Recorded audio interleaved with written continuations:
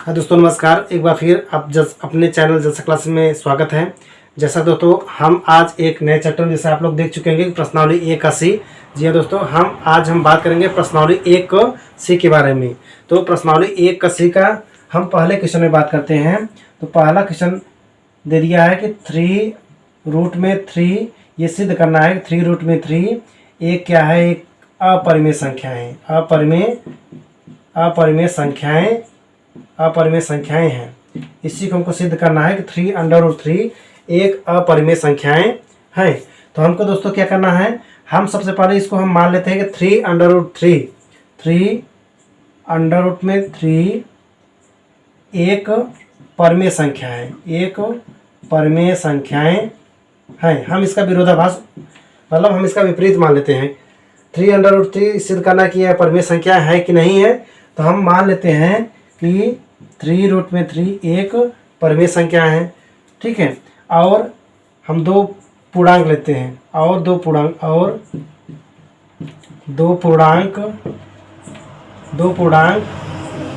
ए और बी। दोस्तों दो पूर्णांक हम लेते हैं ए और बी, जिसका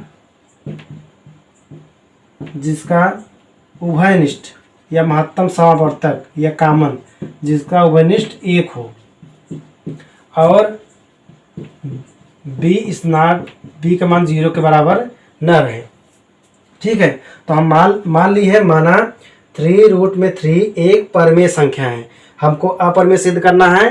तो हम यहाँ मान ले हैं 3√3 एक परिमेय संख्या है। दो पूर्णांक मान ले हैं ए और बी, जिनका उभयनिष्ठ 1 हो, तब वो क्या हो जाएंगे, सहभाज्य संख्याएं होंगी, और b का मान 0 के बराबर न रहे। तो ये क्या है, a और b को हम मान लेते हैं परिमेय संख्या है। तो हम लेते हैं कि 3√3 ये तो परिमेय संख्या है, हम मान लेते हैं 3√3 माने हैं यहाँ पर। तो हम 2 पॉइंट a बटा b, ये भी परिमेय संख्याएं होगी। जब 3√3 परिमेय संख्याएं हैं तो ये भी तो परिमेय संख्याएं होगी a बटा b ना। जब a बटा b परिमेय संख्या होंगी तो हम क्या करते हैं, इसको √3 बराबर जो 3 है, ये वाला 3 हम इसको इस दाहिने साइड से करते हैं b के पास। तो लिखेंगे a बटा 3b लिख देते हैं। तो देखिए दोस्तों, यहाँ पर √3 है बराबर a बटा 3b। तो हम तो जानते हैं कि 3a बटा 3b ये तो परिमेय संख्या है। ये क्या है, ये तो परिमेय संख्या है। तो इसको भी √3 को परिमेय संख्या होनी चाहिए, ना। a बटा 3 भी परिमेय संख्या है, तो ये भी परिमेय संख्या है होनी चाहिए, लेकिन है नहीं। मैंने दोस्तों आप लोगों को पिछले क्लास में बताया था कि √3 एक अपरिमेय संख्याएं हैं। नहीं देखा है तो मेरे वीडियो पे जाके देखिए, कि यहाँ पर अच्छी तरीके से बताया कि √3 एक अपरिमेय संख्या है। तो दोस्तों यहीं पर देखिए, a बटा 3 भी एक परिमेय संख्या है, लेकिन √3 एक अपरिमेय संख्या है। तो ये विरोधाभास उत्पन्न कर रहा है, मतलब ये अपरिमेय संख्या, ये परिमेय संख्या है। इस प्रकार हम सिद्ध कह सकते हैं कि 3√3 एक क्या है, एक अपरिमेय संख्या है। ये क्या है, अपरिमेय संख्या है। इस प्रकार ये सिद्ध हो गया, ठीक है दोस्तों। चलिए हम क्वेश्चन नंबर 2 पे चलते हैं। क्वेश्चन नंबर 2 हमारा बोल रहा है कि सिद्ध कीजिए कि √5 एक अपरिमेय संख्या है। √5 एक अपरिमेय संख्या है। सेम टू सेम सब कुछ यही रहेगा कि यहाँ पर जो √3 है, हम यहाँ पर √5 लेते हैं, क्योंकि √5 को दर्शाना है कि अपरिमेय संख्या है। तो हम माना √5 एक परिमेय संख्या है, इसका हम विपरीत मान लिए हैं। दो पूर्णांक a और b, जिसका उभयनिष्ठ 1 हो और b का मान 0 के बराबर न रहे, ठीक है। सब वैसे ही रहेगा। अब यहाँ पर हम लेते हैं √5 बराबर a बटा b। अब हम क्या करते हैं दोस्तों, अब हम दोनों पक्षों का इस वर्ग करते हैं। हम लिखेंगे दोनों पक्षों का वर्ग करने पर, जब हम दोनों पक्षों का वर्ग करेंगे, यहाँ पर लिखेंगे √5 का होल स्क्वायर बराबर a बटा b का होल स्क्वायर, ठीक है। अब हम √5 का स्क्वायर कर देंगे तो लिखेंगे 5 बराबर a स्क्वायर बटे b स्क्वायर। अब देखिए दोस्तों, हम ये बी स्क्वायर को यहाँ पर शिफ्ट कर देते हैं और ए स्क्वायर को वहाँ शिफ्ट कर देते हैं।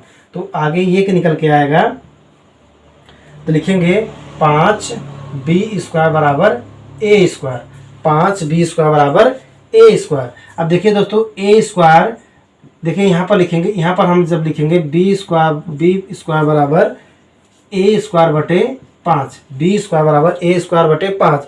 अब ए स्क्वायर 5 से विभाजित हो जाएगा, ए स्क्वायर 5 से विभाजित हो जाएगा, तो यहाँ पर लिखेंगे ए स्क्वायर 5 से विभाजित होगा। मैंने पिछले वीडियो में आप लोग अच्छी तरह बताया था ए स्क्वायर बटे 3 या ए स्क्वायर बटे 5, ए स्क्वायर बटे 7 क्यों विभाजित हो रहा है, तो उसमें बताया गया। नहीं देखें तो जाके देखिए, उसमें अच्छी तरीके से बताया गया है। तो यहाँ पर फिर भी देखिए ए भी 5 से विभाजित होगा, ए भी 5 से विभाजित होगा। जब ए स्क्वायर 5 से विभाजित हो रहा है तो ए भी 5 से विभाजित होगा। ठीक है, तो हम कह सकते हैं कि बी का उभयनिष्ठ मतलब ए का उभयनिष्ठ 5 निकल के आया है।